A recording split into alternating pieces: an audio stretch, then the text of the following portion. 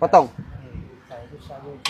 Nasi kalau Jitra bang Ya betul bang. Jitra ori bang Ya insyaAllah. Oh, lauk apa tu? Lauk apa tu bang? Lauk kita orang ada ayam bawang bang, ayam Bali. Oh, ayam Bali. Ni this one ayam Bali. Okey. Combine daripada ayam masak merah dengan ayam kecap. Inilah ayam Bali. Okey. Lagi bang. Kita orang ada telur sotong. Telur sotong. Wah, ni telur sotong. Ni besar dapat. Yang ni ikan bawal. Ikan bawal. Ayam goreng.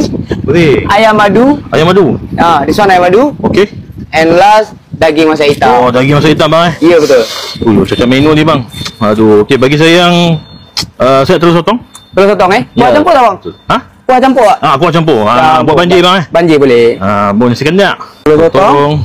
Abang nak bendi tak? Bendi boleh bang. Boleh. Nasi kandar tak kena bendi tak lengkap lah. Ayam madu bang. Ayam madu. Yes. Nasi Kalut Jitra ni dah berapa tahun dah bang kat sini? Kita start buka pada tahun 2019. Maksud dah berapa tahun dah? 6 tahun dah. 6 tahun. Ada cawangan lain ke bang? Ke itu satu? Cawangan sekarang ni ada dekat Stesen 7 Shah Alam saja. Oh, ini satu-satunya. Ya betul. So kalau nak tak ada tempat lain kena datang sini. Kena datang sini. Sehari bang anggaran berapa banyak terjual bang? Biasa kalau untuk hari biasa nasi boleh habis dalam 30 atau 40 kilo lah kalau hari 30-40 kilo lah. Ya betul.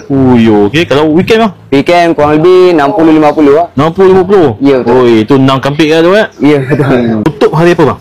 Kita orang tutup hari Jumaat saja. Tutup hari Jumaat. Ya betul. Pukul 9 sampai pukul 9 malam. 9 sampai 9 malam? Ya betul. 12 jam bang Kalau saya nak beritahu kawan-kawan lah, kedai ni kat mana bang? Macam mana bang?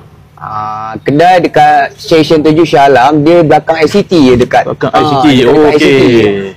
Okey, ni bang. Abang punya nasi balik. Mantap. Okey bang. Sur bang, sur. Sur. Okey, minta saya santap dulu bang Boleh. Alright.